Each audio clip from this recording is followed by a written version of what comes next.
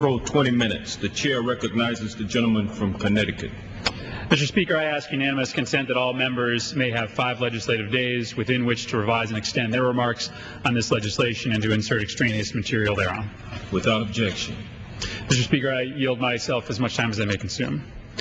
Mr. Speaker, I'd like to thank the Chamber's indulgence for allowing us to bring before it today the Frank Melville Supportive Housing Investment Act of 2008, which is a reauthorization and improvement upon the existing Section 811 supportive housing statute. And before I go into very briefly the details and importance of this act, I'd just like to thank those that have worked on this bill and this issue, including the chairman of the committee, Chairman Frank, chairwoman of the subcommittee on housing, Representative Waters, and especially the Republican co-sponsor of this legislation, along with myself, Representative Biggert, who has been just a boundless champion for the issue of supportive housing, the issue of compassionate care for those individuals with physical and mental disabilities, and also to Ms. Capito, who has led this committee and this issue so ably. Mr. Speaker, the 811 program today is the nation's primary program for funding supportive housing. And what is supportive housing? Supportive housing is housing for people with largely mental disability or physical disability that provides some basic supports around those living arrangements so that those individuals can live independently. Job skills, medication adherence, social work, a small amount of support given to these individuals living with these disabilities can make sure that those individuals can live on their own independently, live full and productive lives. It is a cost-effective and compassionate program that unfortunately has not worked as well as it should have in the past several years. The Department of Housing and Urban Development estimates, Mr. Speaker, that 1.3 million individuals, non-elderly disabled across this country, are low-income, living in substandard housing, 1.3 million people. And our 811 program simply hasn't reached enough of them. Last year, less than 1,000 new units were built around this country with $811. And as we heard before the subcommittee, it has taken some 6 years for projects funded with 811 capital dollars to go from the development stage to the completion stage. That's an unacceptably long amount of time for projects that sometimes only encompass 4 or 6 or 8 units of housing.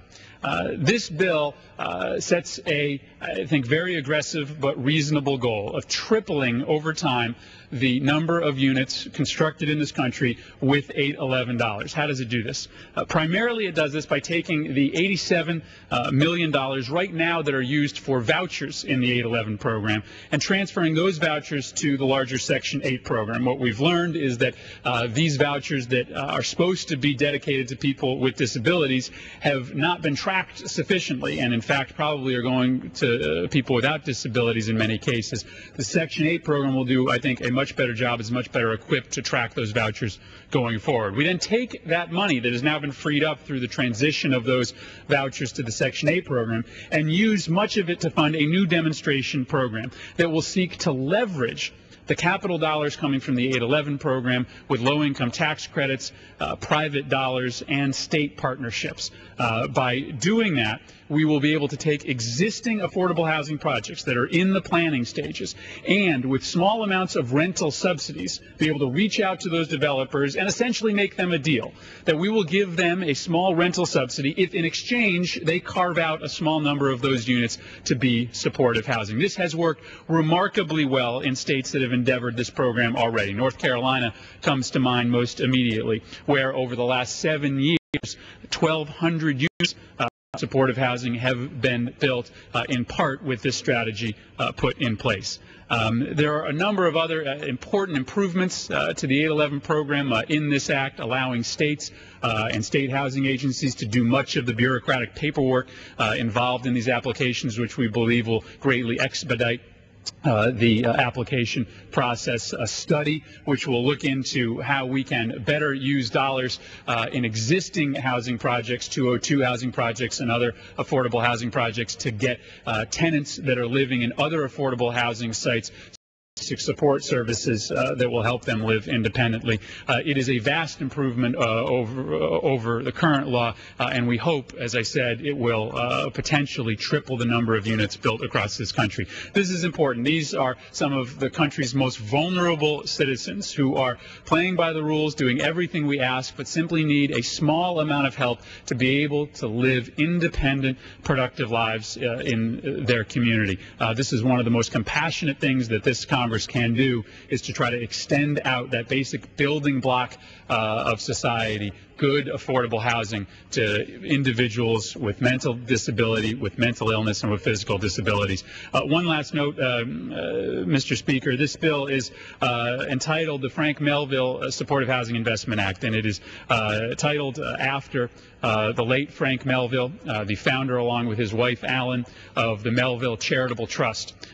This charitable trust that they have built up through their generosity, the Melville family's generosity, has funded housing advocacy, and specifically supportive housing advocacy, across this country for a number of years. We would not have the housing advocacy community that exists today if it weren't for the generosity of the Melvilles. Unfortunately, this world lost Frank Melville, who also happened to be a constituent of mine, recently.